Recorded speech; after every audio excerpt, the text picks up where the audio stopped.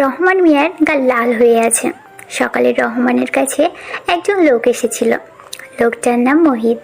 মোহিত সাহেব এসে রহমানের কাছে দাঁড়িয়ে বলে, ওই বেটা, আমার জুতো জোড়া কালি করে দে। স্যার, কালি করতে 100 টাকা লাগবে। এত টাকা? 50 টাকা নিবি, বুঝলি? স্যার, রেস্টুরেন্টে গেলে টিপস হিসাবে মানুষকে 500 টাকা দেন, আর আমি নিজের কাজের বিনিময়ে টাকা চাইছি বইলা এমন দামাদামি করছেন? চুপ কর বেয়াদব, মুখের উপর কথা বলিস। কালি কর। স্যার, 100 টাকা লাগবে। রহমানের এমন কথা বলতেই রহমানের গালে কষে একটা চড় পড়ে। তার চড়ের কারণেই ওনার মুখটা লাল হয়ে যায়। চুপচাপ বসে থাকে তিনি। মোহিত জুতা কালি করার জন্য আবার ঝাড়ি দেয়। রহমান জুতা কালি করে দেয়। সারাদিন মানুষের গালমন্দ খেয়ে তার জীবন এগিয়ে যায়। রহমান মিয়ার একটা মাত্র ছেলে। ছেলেটার নাম হলো রিয়াজ। ভাইয়া, এই ভাইয়া, ভাইয়া, তুমি কলেজে যাবে না? ওঠো, আর কত ঘুমাবা? ওই একটু ঘুমাতে দে বোন, এখন যা সামনে থেকে। আমি তোমাকে ঘুমাতে দিলেও তোমার ফোনের দিকে তাকিয়ে দেখো, আপু তোমাকে কতগুলো ফোন দিচ্ছে। এখন কি করবে তা তোমার ইচ্ছে, ভাবো যাবা কি না। তুই আগে বলবি না ও ফোন দিছে? আজ আমার কপালে কি আছে কে জানে। রিলেশন শুরু করার আগে এগুলো মনে ছিল না? এখন খেলা সামলাও, আমি বলে তো ডেকে দিলাম। তুই কি আমার বোন তা ভাবতেও আমার অবাক লাগে। আরো আগে ডাকবি না? এত অবাক না হয়ে ভাইয়া এখন তাড়াতাড়ি উঠে ফ্রেশ হয়ে আসো, আমি খাবার দিচ্ছি তোমাকে। রিয়াজ কলপারে চলে যায়। মামাকে দেখতে পায় না সে। রিয়াজের বাবা হলো একজন মুজি। সারাদিন জুতা সেলাই করেই যতটুকু আয় করে তাই দিয়ে নিজের ছেলেকে পড়াশুনো করায়, আর বাকি টাকা নিজের ছেলের জন্য জমা করে। অভাবের সংসারে রিয়াজ তার মামার বাড়িতে এসে থাকে। এতক্ষণ রিয়াজ আর তিশা কথা বলছিল। তিশা হলো রিয়াজের মামাতো বোন। রিয়াজ ফ্রেশ হয়ে খাবার খেয়ে নেয়, তারপর দ্রুত কলেজে চলে আসে। কলেজে এসে চারপাশে তাকায় রিয়াজ। রিয়াজ লিয়াকে কোথাও দেখতে পায় না। কলেজের ভিতরে ভালো করে তাকিয়ে দেখে লিয়া কোথায় আছে। লিয়াকে মাঠের এক কর্নারে বসে থাকতে দেখে রিয়াজ দ্রুত সেখানে যায়। লিয়ার পাশে এসে বসে রিয়াজ লিয়াকে বলে, কেমন আছো আমার জান পাখিটা? ওই রাখ তো তোর জান পাখি তোর কাছে। আগে বল, কলেজে আসতে এত লেট কেন হয়েছে? আমি তোমাকে কতগুলো ফোন দিচ্ছি, তা কি দেখোনি? এইবারের মতো মাফ করে দাও, আর এমন হবে না। আমি এই যে তোমার কান ধরে বলতেছি, আর এমন ভুল কখনোই হবে না। ওই তুমি আমার কান ধরে মাপ চাচ্ছ? এটা কেমন বিচার? আমার কান ছাড়ো বলছি। আরে জানু, তুমি কেন বুঝছো না? তোমার সবকিছু মানে আমার, আর আমার সবকিছু তোমার। তাহলে এখন বুঝতে পারছো তোমার কান কেন ধরছি? তোমার সাথে কথাই পারবো না। আচ্ছা 1 মিনিট, তোমাকে যে বললাম আমার কাছে আসলে অন্তত একটু নতুন দামি পোশাক পরতে। রিয়াজ, তুমি কি একটু ভালো পোশাক পরে কলেজে আসতে পারো না? তোমাকে আগেও বলেছি, এখনো বলি লিয়া, আমি হলাম খুবই সাধারণ পরিবারের একজন ছেলে। বাবা একজন মুচি, আমাদের নুন আনতে পান্তা ফুরিয়ে যায়। সো আমাকে কিছু করতে হলে অনেক ভেবেচিন্তে করতে হয়। সত্যি বলতে নতুন পোশাকের স্বপ্ন আমার কাছে একটা রঙিন স্বপ্নের মতো। আচ্ছা হয়েছে, এবার ক্লাসে চলো। দুজনে ক্লাসে আসলো। লিয়া বুঝতে পারে রিয়াজের মন খারাপ হয়ে গেছে, কিন্তু লিয়া সেভাবে বলতে চায়নি। রিয়াজের বাবা ঠিকমতো রিয়াজের পড়াশোনার খরচ চালাতে পারে না, তার উপর সংসারের খরচ তো আছেই। এই জন্য রিয়াজ তার মামাদের বাড়িতে এসে পড়াশোনা করে। দুজনেই ক্লাসে আসলো। ক্লাসে এসে কিছুক্ষণ বসার পরেই স্যার চলে আসে। স্যার এসে বলে, আজকে তোমাদের সকলের কাছে একটি প্রশ্ন থাকবে। আমরা সবাই বেঁচে থাকতে সংগ্রাম করে, অথচ জীবন মানে কি সংগ্রাম করা? তোমাদের কি মনে হয় জীবন মানে কি? কেউ কি বলতে পারবে? স্যারের প্রশ্ন শুনে ক্লাসে সবাই চুপ হয়ে যায়। কে কি বলবে ভেবে পায় না। স্যার সবার দিকে তাকিয়ে আছে। হঠাৎ সবার মধ্য থেকে লিয়া দাঁড়ায়। সবাই ভাবে লিয়া স্যারের প্রশ্নে জবাব দেবে, কিন্তু লিয়া সবাইকে অবাক করে দিয়ে, বিশেষ করে রিয়াজকে অবাক করে দিয়ে স্যারকে বলল, স্যার, আপনার এই প্রশ্নের জবাব আমি দিতে পারলেও হয়তো সেটা অগোছালো হবে। এর থেকে রিয়াজকে জিজ্ঞেস করুন, সেই বলবে। কারণ রিয়াজ তো কবিতা লেখে, সে বলতে পারবে ঠিক মতো। রিয়াজ থতমত খায়, কি বলবে সে বুঝতে পারে না, কিন্তু স্যার তা শোনে না। রিয়াজের কথা শুনতেই স্যার বলল, রিয়াজ তুমি দাঁড়াও, বলো জীবনের মানে কি? সঠিক অ্যান্সার আশা করছি। একটু ভেবে নাই, কি বলবে খুঁজতে থাকে। মানুষের চোখ ওর দিকে। এমনিতেই মুচির ছেলে বলে সবার থেকে অপমানিত হয়, তারপরে বলল, স্যার, জীবন যদি আমরা বুঝতে পারি, জীবন মানে দুঃখ, কষ্ট, বেদনা, যেখানে শুধু ভালো থাকার আফসোস করতে হয়। কখনো ভালো থাকাটা কোনোদিনই হয়ে ওঠে না। তবে স্যার, আমি যদি কবি ভাষায় বলি জীবনের মানে কি, তাহলে শুনুন। জীবন মানেই তো সংগ্রাম পথটা যে দুর্গম। জীবন মানে দুঃখ, কষ্ট, বেদনা। জীবন মানে ভালো থাকার জন্য আফসোস করা। জীবন মানে ব্যথা, বেদনা আর স্বপ্নের প্রচেষ্টা। জীবনের সংগ্রামে হাঁটতে শিখিনি আমি, নেমেছি যে জীবনের সংগ্রামে। দেহবল মনোবল আছে যতক্ষণ, অভিযানে সংগ্রামে আমি আজীবন। সংগ্রামে আসবে শত বাধা, আসবে জঘন্য ঘৃণা। ওরা পাল্টে দিতে চাইবে আমার এই সংগ্রামী জীবনের প্রতিধারা। আমি যে একজন সংগ্রামী নাবিক, এটাই হলো ওদের আমাকে নিয়ে আতঙ্ক হবার প্রধান কারণ। জীবন মানেই তো সংগ্রাম, জীবন মানেই তো যুদ্ধ। জীবনে আসুক যত বাধা, অতুট থাকবে আমার এই জীবন নিয়ে সংগ্রামময় জীবনের গতি। রিয়াজ কথাগুলো বলে থামলো। সবাই চুপচাপ বসে আছে। বেশ মনোযোগ দিয়ে কবিতা শুনল রিয়াজের থেকে। তারপর হঠাৎ ক্লাসে সবাই হাততালি দিতে থাকে। রিয়াজ লজ্জা পায়। বেশ কিছু সময় এমন হাততালি চলে। স্যার তখন সবাইকে থামিয়ে দিয়ে বলে, আমরা সবাই জীবনের কাছে পরাজিত হই, কারণ জীবন আমাদেরকে চরম সত্য দেখায়। জীবনের সাথে জড়িত আছে পরিস্থিতি থেকে সবাই বুঝলে তো জীবনের মানে। রিয়াজ খুবই অসাধারণ, বেশ ভালোই আবৃত্তি করলে তুমি। স্যার আরও বেশ কিছু সময় ধরে লেকচার দিলেন ক্লাসে। তারপর উনি ক্লাস শেষ করে চলে যায়। রিয়াজ আর লিয়া একসাথে বাকি সব ক্লাস করলো। ক্লাস শেষ করে দুজনে কিছু সময় গল্প করে নিজের বাড়িতে চলে আসে। রিয়াজ হলো মুচির ছেলে। বাবা অনেক গরিব, সংসার চালাতে হিমশিম খায়। সেই জন্য ওর বাবা পড়াশোনার খরচ চালাতে পারলেও সংসার চালাতে পারে না। সেই জন্য রিয়াজ মামার বাড়িতে এসে থাকে। ওর অনেক ইচ্ছে করে নতুন দামি পোশাক পরে কলেজে আসতে, কিন্তু সেটা সম্ভব না। বাড়িতে আসে রিয়াজ। রাতে খাবার খেতে বসে ওর মামার সাথে। রিয়াজ গিয়ে তার মামা বলে, রিয়াজ আমার বোন, তোমার বাবাকে ভালোবেসে বিয়ে করে চলে যায়। তোমার বাবা মুচি ছিল, এখনো আছে। তোমাকে পড়াশোনা করা, ভালোভাবে পড়াশোনা করো, যদি কিছু করো। হ্যাঁ মামা, ইচ্ছা আছে, বিজনেস করব। মামা আর কিছু বলে না। সবাই খাবার খেতে যে যার রুমে চলে যায়। রিয়াজ একটু পড়াশোনা করে রিয়াকে কল দেয়। দুজনে বেশ কিছু সময় কথা বলে ঘুমিয়ে পড়ে। রোজ সকালে মামাতো বোন তিশা এসে রিয়াজকে ডেকে দেয়। আজকেও ডেকে দিয়েছে। রিয়াজ দ্রুত ফ্রেশ হয়ে খাবার খেয়ে আবার কলেজে চলে আসে। কলেজে এসে রিয়াজের প্রথম কাজ হলো লিয়াকে খুঁজে বের করা। লিয়াকে খুঁজতে খুঁজতে রিয়াজ ক্লাসে আসে। রিয়াজ ক্লাসে এসে দেখে লিয়া ওর ফ্রেন্ডসদের সাথে কথা বলছে। রিয়াজ লিয়াকে ডাকে, কিন্তু লিয়া একবারও রিয়াজের দিকে তাকালো না। রিয়াজ গিয়ে একটা বেঞ্চে বসে, আবার লিয়াকে ডাকে, কিন্তু লিয়া কথা বলে না। লিয়া আজ আর রিয়াজের পাশে এসে বসে না। রিয়াজও আর ডাকে না। রিয়াজ একাই ক্লাস করে। লিয়া রিয়াজের অনেক আগেই বের হয়। রিয়াজ সবার শেষে বের হয়েছে। রিয়াজ কোনো দিকে না তাকিয়ে কলেজ থেকে বের হয়। কলেজ থেকে আসার সময় রিয়াজ লিয়াকে দেখে একটা ছেলের সাথে রিক্সা করে যাচ্ছে দুইজন। রিয়াজ অবাক হয়। বুকের ভিতরটা ওর কেঁপে ওঠে। সে বুঝতে পারে না আজকে হঠাৎ করে লিয়ার ভিতরে এতটা পরিবর্তন কেন আসলো। রিয়াজ কখনো ভাবেনি লিয়া তার সাথে কথা বলবে না। রিয়াজ লিয়া চলে যাওয়ার দিকে তাকিয়ে আছে। তখন পিছন থেকে রিয়াজের ক্লাস ফ্রেন্ড রাজ বলল, বিজয়, ওইদিকে তাকিয়ে লাভ নেই।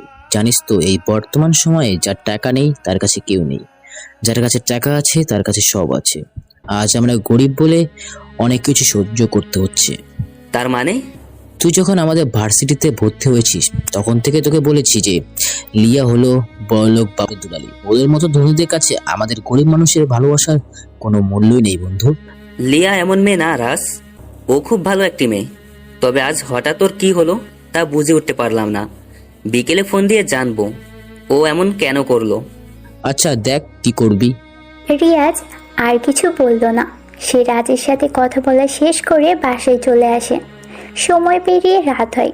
রাতে বই পড়া শেষ করে রিয়াজ লিয়াকে ফোন দেয়, কিন্তু রিয়াজ যতবারই ফোন দেয় লিয়াকে, ঠিক ততবারই ওর ফোন ওয়েটিং বলে। মানে রিয়াজ কল করলে লিয়ার ফোন ওয়েটিং থাকে।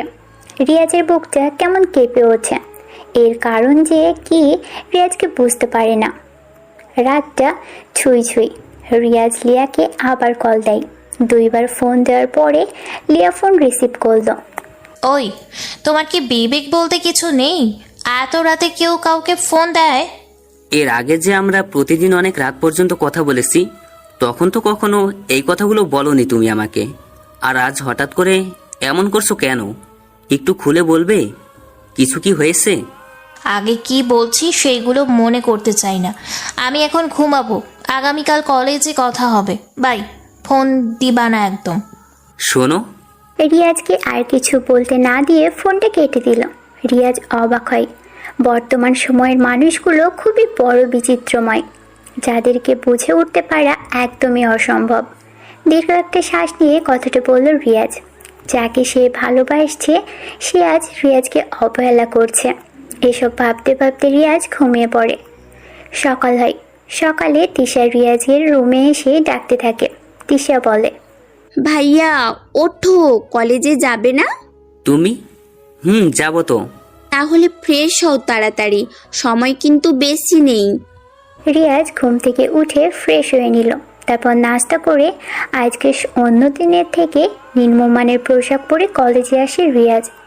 রিয়াজের দিকে সবাই কেমন দৃষ্টিতে তাকিয়ে থাকে। রিয়াজ কলেজের ভিতরে প্রবেশ করে।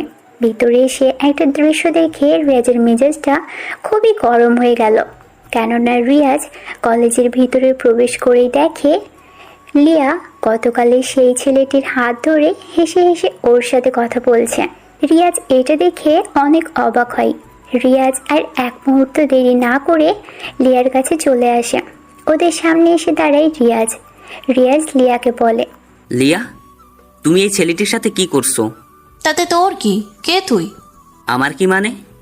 আর এভাবে কথা বলছো কেন? তোমার সাথে গতকাল থেকে কথা বলার সুযোগ পাচ্ছি না, তার কারণ কি? কোনো রকম চান্সই দিচ্ছ না কথা বলতে। তোর মতো ছোট লোকের সাথে আমার কোনো কথা আছে বলে মনে হয় না, তাই কথা বলবি না। আশা করি বুঝতে পারছিস।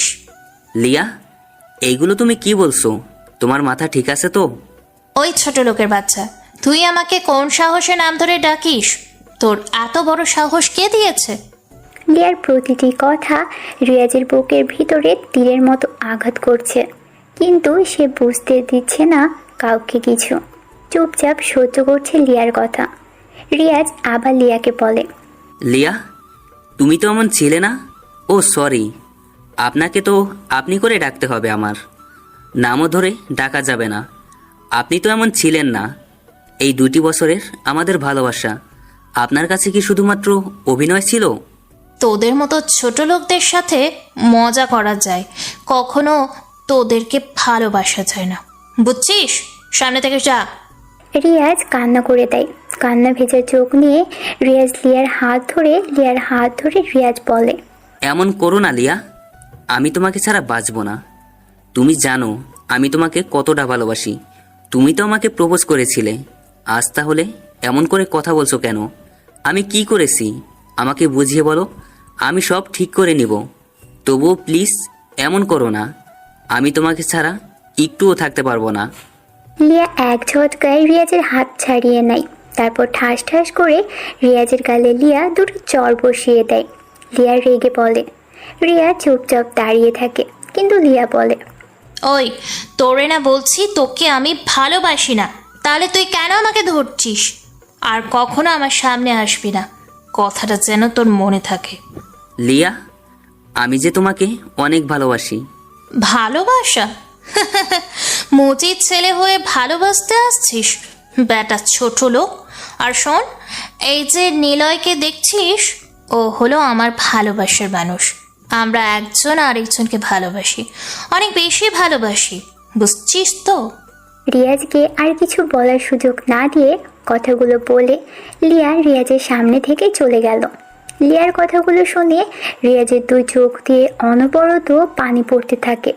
বিড়বিড় করে বলে, আমি আজ গরিব বলে আমার ভালোবাসার মানুষটি আজকে আমাকে ছেড়ে চলে গেল। আজ আমার বাবা মুচি, সবাই আমাকে নিয়ে নাক ছিটকায়, অথচ আমার বাবা তো চুরি করে না। রিয়াজ আর কিছু ভাবতে পারছে না, ওর অনেক কষ্ট হচ্ছে। লিয়াকে নিয়ে ভাবতে থাকে, তখন পিছনে রাজ এসে দাঁড়ায়। বন্ধু, কান্না করিস না। তোকে তো বলেছিলাম ভালোবাসার সবসময় দামি পোশাকে পরিচয় আর টাকার কাছে সীমাবদ্ধ থাকে। কান্না না করে তুইও দেখিয়ে দে যে তুইও পারিস। ভেঙে না পড়ে তুই দেখিয়ে দিবি পারিস টাকা উপার্জন করে ধনী হয়ে। তোর না বিজনেস করার ইচ্ছা? তাহলে শুরু করে দে। সব মানুষ একই রকম, কাউকে বিশ্বাস করতে কষ্ট হয় আমার। আচ্ছা, মন খারাপ করে থাকিস না, নিজেকে বড় হতে হবে, বুঝলি? অনেক বড় হতে হবে। তুই যা বলেছিস তা ঠিকই বলেছিস রাজ, তবে একটি কথা মনে রাখবি, কখনো আমি ভাবি প্রতিনিয়ত রিক্সা চালায় যে তার কি জীবনের প্রতি বিরক্তি নেই? আবার সারাদিন সেলাই করা ব্যক্তিটাকে নিয়েও ভাবি তার কি বিরক্তি নেই? রাস্তায় প্লাস্টিকের জিনিসপত্র খোঁজাখুঁজি করা টোকাইদের বিরক্তি নেই? মুচিরা সারাদিন জুতা সেলাই করে, কালি হাতে নিয়ে বসে থাকে, তাদের কি কাজে বিরক্তি নেই? ওদেরও বিরক্তি আছে, অলসতাও আছে, তবুও বেঁচে থাকার সংগ্রামে প্রতিনিয়ত বুকে কষ্ট আর মুখে হাসি নিয়ে যাদের পথ চলা, তাদের কাছে জীবনের মানেটা ভিন্ন। জীবনের ক্ষুধা মেটাতে, ছেলে মেয়েদের মুখে হাসি ফোটাতে দুটো ভাতের জন্য তাদের নিত্যকার জীবনের কার্যক্রম, এই হাড়ভাঙা পরিশ্রম, এই দুমুঠো ভাতের জন্য যুদ্ধ, এটাই হয়তো জীবন। মধ্যবিত্ত মানুষের নিজ পরিবার ভাই বোনদের জন্য নিজের জীবনের বেশিরভাগ সময়ই অতিবাহিত করে।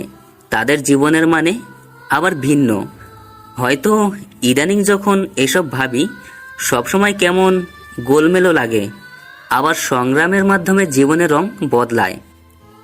মানুষ সুখী হয়, টোকাই বৃত্তবান হয়, বৃত্তবান গরিব হয়ে যায় মধ্যবিত্ত, হয়তো আবার মধ্যবিত্ত রয়। জীবন এমনই, আজকেও ধনী কালকেও গরিব। ভাঙা গড়ায় জীবন চলে জীবনের মতো, কিন্তু যুদ্ধটা সবাইকেই করতে হয়। কেউ জেতে বা হারে, মুচি বলে তাদের ছেলেমেয়েরা সম্মান পায় না। প্রয়োজনে তাদের কপালে জোটে তাচ্ছিল, অবহেলা আর অপমান। থাক, যাই রে বন্ধু, কিছু ভালো লাগছে না। রিয়াজের পিছন থেকে রাজ এসে বলে। রিয়াজ আর কিছু না বলে চলে আসে কলেজ থেকে। মনটা ওর অনেক খারাপ, বাবার কথা খুব মনে পড়ছে। রিয়াজের সাথে ওর বাবার একটা ঘটনা রিয়াজকে আরও ভাবায়। রিয়াজ খুব ছোট ছিল তখন রিয়াজ আর তার বাবা একসাথে গাছের নিচে বসেছিল জুতো কালি করতে। রিয়াজ অনেক বায়না করেছিল যে তার বাবার সাথে যাবে। রিয়াজের বাবা রহমান মিয়া রিয়াজকে সাথে করে নিয়েও আসে। রহমানের দেখা দেখিতে রিয়াজও জুতো নিয়ে খেলতে থাকে। একজন লোক আসে, রিয়াজের বাবার কাছে জুতো কালি করে দিচ্ছিল। তিনি কালো জুতোতে রিয়াজ হঠাৎ করে লাল কালি ফেলে দেয়। লোকটি অনেক রেগে গিয়ে রিয়াজকে গালি দেয়। তারপর থেকে রহমান মিয়া ঠিক করে ছেলেকে সে পড়াশুনো করাবে, কখনো সে মুচির ধারের কাছেও আসতে দিবে না। রিয়াজ রাতের বেলা বিছানায় শুয়ে শুয়ে লিয়ার কথা ভাবছে। কতই না যে সুন্দর ছিল লিয়ার সাথে কাটানোর আগের দিনগুলো। লিয়ার সাথে রিয়াজ চেয়েছিল খুনসুটির মাধ্যমে কাটিয়ে দিতে বাকি জীবন, কিন্তু সেটা আর হয়ে উঠল না। সব কিছু শেষ হয়ে গেল। শেষ হওয়ার পিছনে কারণ টাকার জন্য আজকে লিয়া তাকে ছেড়ে চলে গেছে। এই জন্যই মনীষীরা বলেছেন, টাকার গন্ধ সবাইকে করে দেয় অন্ধ। পৃথিবীর সকল মানুষ টাকার পিছনে ছুটে চলে, টাকার জন্য কেউ সত্যিকারের ভালোবাসাকে প্রাধান্য দেয় না। তবে রিয়াজের আরও একটা অতীত আছে, সেই অতীত কেউ জানে না। হ্যাঁ, এটা সত্য যে রিয়াজের বাবা মুচি ছিল, কিন্তু সেই অতীত ছাড়া একটা অতীত রিয়াজকে ঘিরেই রয়েছে। রিয়াজ পড়াশুনো করে অনেক ভালোভাবেই নিজেকে আর লিয়ার সাথে মেশাবে না। রিয়াজ পরের দিন কলেজে আসে। রিয়াজকে দেখে রাজ দ্রুত রিয়াজের কাছে আসে। রিয়াজ বসেছিল শহীদ মিনারের সিঁড়িতে। রাজ এসে রিয়াজকে বলল, কিরে এখানে বসে আছিস যে? তোর লিয়াকে দেখলাম নিলয়ের সাথে বাইকে করে কোথাও যেন গেল। ও সরি, লিয়া না, এখন তো সে নিলয়। বন্ধু, সমস্যা নেই। শোন, আমি এই ভার্সিটি ছেড়ে চলে যাচ্ছি, এই এলাকা ছেড়ে চলে যাচ্ছি, আর কখনো এখানে ফিরবো না। এই শহরের প্রতিটা রাস্তায় লিয়াকে ঘিরে আমার স্মৃতি জড়িয়ে আছে, যা আমাকে অনেক কষ্ট দিচ্ছে। তা কি করবি ভাবছিস? ভাবছি এই শহর ছেড়ে চলে যাব, আর এই ভার্সিটি থেকেও সবকিছু ছেড়ে চলে যাব। তুই কি পাগল হয়ে গেছিস? আমাদের রেখে, তোর বাবা মাদের রেখে চলে যাবি? তোর কি আমাদের কথা মনে পড়বে না? সবকিছুই মনে পড়বে, তবে দীর্ঘশ্বাসের থেকে ছেড়ে যাওয়াটা শ্রেয়। আমি টিসি নিয়ে এসেছি, থাকো, চলে যাব। রিয়াজ আর কিছু বলে না। সে প্রিন্সিপালের রুমে গিয়ে সব কিছুর ব্যবস্থা করে ফেলে। টিসি নিয়ে সে তার মামার কাছে আসে। মামার কাছে বলে, মামা, নতুন শহরে যাচ্ছি, আমার বিজনেস শুরু করব। আমি আর এক বন্ধু মিলে বিজনেস শুরু করার প্ল্যান করেছি, সেখানেই পড়ব। আমি আসি মামা। রিয়াজ, আমি দোয়া করি তুমি বড় হও। এই নাও কিছু টাকা, তোমাকে দিলাম। এখানে 10 লাখ টাকা আছে, তুমি নিজের বিজনেস শুরু করো। আমি সব সময় তোমার জন্য দোয়া করব। মামা, আপনি যে উপকারটা আমাকে করলেন সেটা কখনো ভুলবো না। রিয়াজ তার মামাকে জড়িয়ে ধরে টাকাগুলো নিয়ে পাড়ি জমায় নতুন শহরের উদ্দেশ্যে। তারপর কেটে যায় 5 বছর। বাংলাদেশের আর.এ কোম্পানির টপ বিজনেস কোম্পানির খেতাব অর্জন করেছে। পরপর 3 বার সারা দেশে আর.এ কোম্পানির নাম ছড়িয়ে পড়েছে। দেখতে দেখতে কোম্পানিটা বিশ্বের কাছেও বেশ পরিচিত হয়ে পড়েছে। প্রতিদিন হাজার হাজার মানুষ এই কোম্পানিতে চাকরির জন্য ঘুরে ঘুরে বেড়ায়। কিন্তু কার ভাগ্যে এমন কোম্পানি জোটে? কোম্পানিটি অনেক শাখা বাংলাদেশের বিভিন্ন এলাকাতে প্রতিষ্ঠিত হয়েছে। প্রোডাক্টের মূল্য অনেক কম, তাছাড়া কর্মচারীদের বেতনও ভালো। এই জন্য কোম্পানিটার চাহিদাও অনেক ভালো। সব কোম্পানি আর এই কোম্পানির কাছে যেন মুখ থুবড়ে পড়েছে। বর্তমানে এই কোম্পানির মালিক একজনই, কিন্তু তার নাম এখনও অবধি কেউ জানে না। খালি কোম্পানির মালিকের নামের সাথে মিল রেখে নামটা রাখা হয়েছে আর.এ, কিন্তু কে সে কেউ জানে না। মিডিয়াতেও কখনো সামনে আসেনি তিনি। সবসময় কোম্পানির ম্যানেজার হাসান সাহেব কথা বলেছে কোম্পানির নানা বিষয় নিয়ে। আজকে কোম্পানিতে বড় রকমের ইন্টারভিউ হবে। দেশের বিভিন্ন জায়গা থেকে অনেক ছেলে মেয়ে মেইন অফিসে চাকরির ইন্টারভিউ দিতে এসেছে। এক এক করে সবাই ইন্টারভিউ রুমে প্রবেশ করে। সেখানে ম্যানেজার নিজেই ছিল। এই কোম্পানিতে ইন্টারভিউ দিতে এসেছে লিসা নিজেই। লিয়া ইন্টারভিউ রুমে প্রবেশ করে সব প্রশ্নের সঠিক জবাব দেয়। এমন সময় ম্যানেজারের কাছে একজন নেতার ফোন আসে। হ্যালো হাসান সাহেব, আমি মেয়র বলছি। একটু আগে যে ছেলেটা আপনার কাছে ইন্টারভিউ দিল সে আমার ভাগনা হয়। ওর চাকরিটা যেন হয়ে যায়, প্রয়োজনে আমি লাখ টাকা দেব। চুপ করেন। আপনি হয়তো জানেন না, এখানে ঘুষের মাধ্যমে চাকরি হয় না, নিজের যোগ্যতায় চাকরি হয়। আপনারা বাগানে কিছুই করতে পারেননি, রেজাল্টও ভালো না। আজকে যারা ইন্টারভিউ দিয়েছে তাদের মধ্যে একজন বেশ ভালো, আর সে আমাদের সামনেই দাঁড়িয়ে আমাদের স্যারের পার্সোনাল অ্যাসিস্ট্যান্ট হিসেবে তাকে নিযুক্ত করা হবে। এরপর যদি এসব নিয়ে ফোন করেছেন তো আপনাকে পুলিশে দেব বলে দিলাম। ম্যানেজার ফোনটা রেখে দেয়। লিয়ার দিকে তাকাই, লিয়াকে বলে, আজ থেকে তুমি হবে স্যারের পিএ। স্যার আসলে স্যারের সাথে পরিচয় করে দেব। এখন তুমি চলে যাও। লিয়া চাকরিটা পেয়ে অনেক খুশি। এত বড় একটা কোম্পানিতে তার চাকরি হয়েছে ভাবতেই লিয়া যেন খুশিতে নাচতে শুরু করে দেয়। কয়েকদিন পর সকালবেলা সবাই নাস্তা করছে একসাথে বসে। কোম্পানির ম্যানেজার, রিয়াজের বাবা, রিয়াজের মামা সহ আরও কয়েকজন। তখন ম্যানেজার আঙ্কেল রিয়াজকে বলে, রিয়াজ, তুমি রেডি তো? আমরা নাস্তা করে বের হব অফিসের উদ্দেশ্যে। আজকে কিন্তু অফিসে তোমার যেতেই হবে। কাকা, তুমি থাকতে আবার আমার যেতে হবে কেন? তুমি ছাড়া কে যাবে বলো? পার্সোনাল সেক্রেটারি লাগবে, ইন্টারভিউ দিয়ে নিয়েও এলাম। অথচ মাসখানিক হলো তুমি অফিসে যাচ্ছ না, এটা কোনো কথা হলো? আজকে যাবা, রেডি হও। আচ্ছা, আমি এখনই বের হব, তুমি একটু পরে এসো অফিসে। নতুন যাদেরকে নিয়োগ দিয়েছেন তারা তো কেউ আমাকে চেনে না। আমি একটু আগে গিয়ে অফিসের উচ্চ পদে কর্মকর্তাগুলোর আচরণ কেমন তা দেখতে চাই। আমার নতুন পিএকে একটু দেখা যাবে? আচ্ছা ঠিক আছে, যা ভালো বুঝো করো। রিয়াজ খাবার শেষ করে, বাকিরাও খেতে থাকে। ম্যানেজারটা বলল এই কোম্পানির আসল মালিক। রিয়াজ কোম্পানিটা কিনে নিয়েছিল অনেক বছর আগে, কিন্তু আসল মালিককে যেতে দেয়নি, তাকেই ম্যানেজার করে রেখে দিয়েছে কোম্পানিতে। রিয়াজ খাবার শেষ করে অফিসের উদ্দেশ্যে বের হয়। বেশ কিছু সময় পর রিয়াজ অফিসে চলে আসে। অফিসের পুরনো স্টাফরা আজ তেমন নেই, নতুনরা রিয়াজকে চেনেই না। পুরনো পাবলিকরা মিটিং রুমে আছে। রিয়াজ নিচতলায় অফিসের মধ্যে ঘুরে ঘুরে দেখছে। একটু সময় পর সে সিঁড়ি বেয়ে যখন উপরে উঠবে, তখনই রিয়াজের একটা মেয়ের সাথে ধাক্কা লাগে। রিয়াজ মেয়েটির দিকে প্রথমে তাকায়নি। মেয়েটি হলো লিয়া। লিয়াও রিয়াজের দিকে তাকায়নি।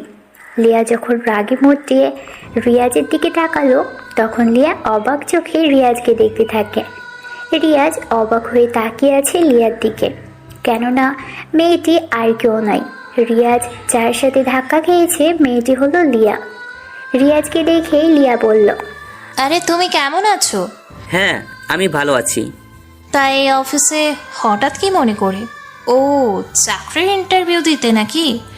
এখানে তোমার মতো মানুষের চাকরি হবে না। ওই আর কি, যাই হোক, আমার কথা পরে বলি। তা তুমি এখানে কি করো? এটা তো আমাদের অফিস, মানে আমি এই অফিসের বসের পার্সোনাল অ্যাসিস্ট্যান্ট, মানে পিএ। যদি তোমার চাকরি হয় তাহলে আমাকে ম্যাম বলে ডাকবে, বুঝছো? তুমি এই অফিসের বসের পিএ?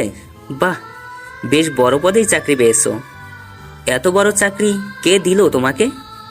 ওই, তোমাকে না বলছি আমাকে ম্যাম বলে ডাকবে? কাকে কি ডাকতে হয় তা কি জানো না তুমি? এটা অফিস, আর অফিসে আমি হলাম বসের কাছের লোক। তুমি আমাকে ম্যাম ডাকবা, বুঝছো? বড় পদের লোকেদের সম্মান দিতে হয়, সেটুকু শেখনি? শিখবেই বা কী করে?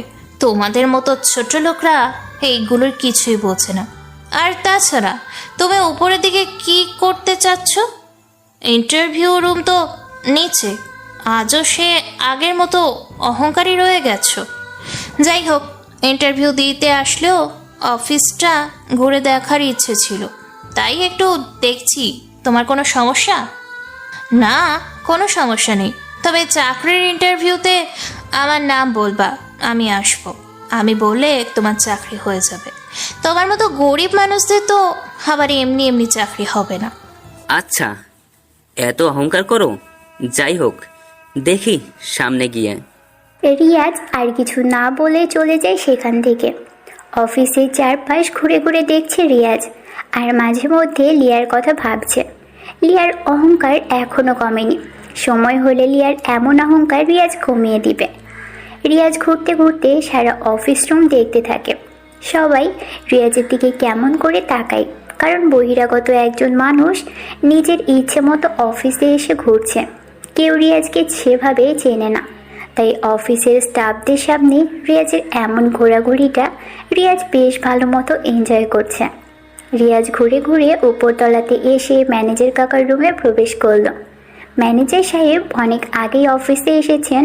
রিয়াজকে দেখে বলল, আরে রিয়াজ, হলো তোমার অফিস করা? কত বছর পর পর যে অফিসে আসো তুমি নিজেও জানো না। সব তো আপনাদেরই কাজ। আপনি জানেন কোম্পানি কিভাবে কি করতে হয়? মাঝে মাঝে এসে দেখে যায় তো। তোমার আসতে কোনো সমস্যা হয়নি তো? না কাকা, আপনাকে যা বলেছিলাম সব ঠিক আছে?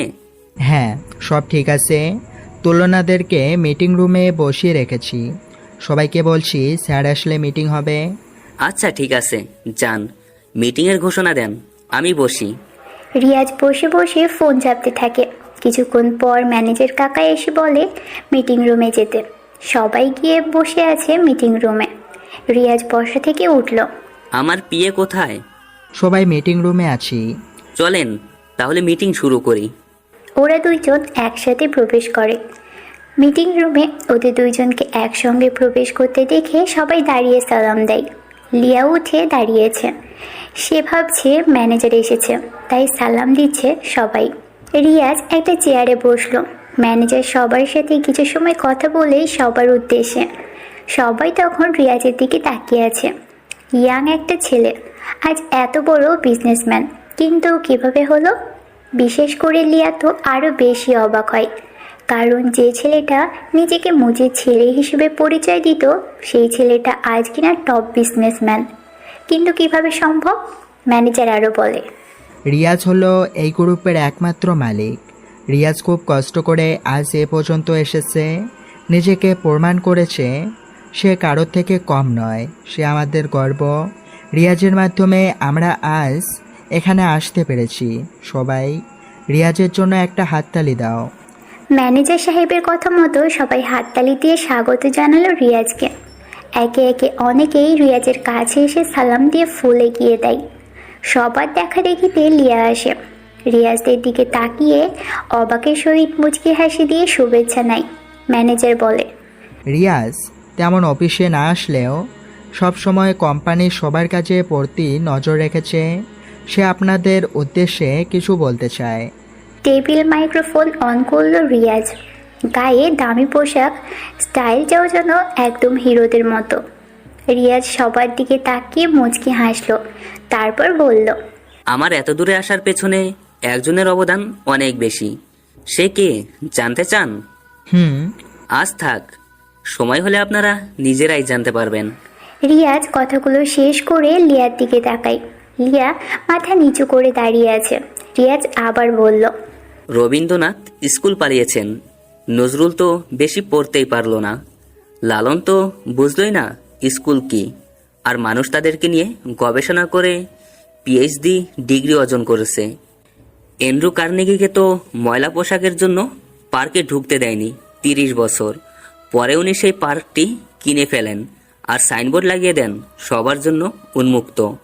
স্টিভ জব শুধুমাত্র একটি ভালো খাবারের আশায় 7 মাইল দূরে পায়ে হেঁটে গির্জায় যেতেন। ভারতের সংবিধান প্রণেতা বাবা আম্বেদকর নিম্নবর্ণের হিন্দু ছিলেন বলে স্কুলের বারান্দায় বসে ক্লাস করতেন। কোনো গাড়ি তাকে নিতেন না, মাইলের পর মাইল হেঁটে পরীক্ষা দিয়েছেন। বাংলাদেশের ব্যাংকের গভর্নর বাজার থেকে চাঁদা তুলে পড়ালেখা করেছেন। উনি সবার ঋণ শোধ করতে পারলেও ওই চাঁদার টাকা শোধ করতে কোনোদিন সাহস পাননি। সুন্দর চেহারার কথা ভাবছেন। শেখ সাদি রহমাতুল্লাহ আলাহির চেহারা যথেষ্ট কদাকার ছিল। লতা মঙ্গেশকরের চেহারা মোটেই সুশ্রী নয়। তৈমুর লং খোলা ছিলেন। নেপোলিয়ন বেটে ছিলেন। সচিন টেন্ডুলকার উচ্চতা তো জানাই আছে। আব্রাহাম লিঙ্কনের মুখ ও হাত যথেষ্ট বড় ছিল। স্মৃতিশক্তির কথা ভাবছেন আইন। নিজের বাড়ির ঠিকানা ও ফোন নম্বর মনে রাখতে পারেন না। কোনো কিছুই আপনার উন্নতির পিছনে বাধা হতে পারে না। যদি কোনো কিছু বাধা হয়ে দাঁড়ায় তবে তা আপনার ভিতরের ভয়। ভয়কে দূরে রেখে জয় করা শিখুন, সাফল্য ধরা দিবেই।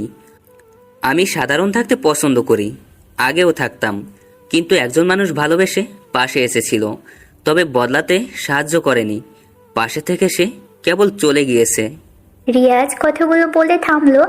লিয়ার দিকে তাকিয়ে বলল, লিয়া, আপনি নিশ্চয়ই আমার কথাগুলো বেশ ভালো করে বুঝতে পেরেছেন এখন, কারণ কথাগুলো আপনার জন্য খুবই গুরুত্বপূর্ণ। যেহেতু আপনি নতুন, তার উপর আপনি আমার পিএ, তাই আমি কেমন সেটা আপনার জানা জরুরি, পরবর্তীতে যেন কোনো ভুল না হয়। লিয়া কথা না বলে মাথা নাড়ায়।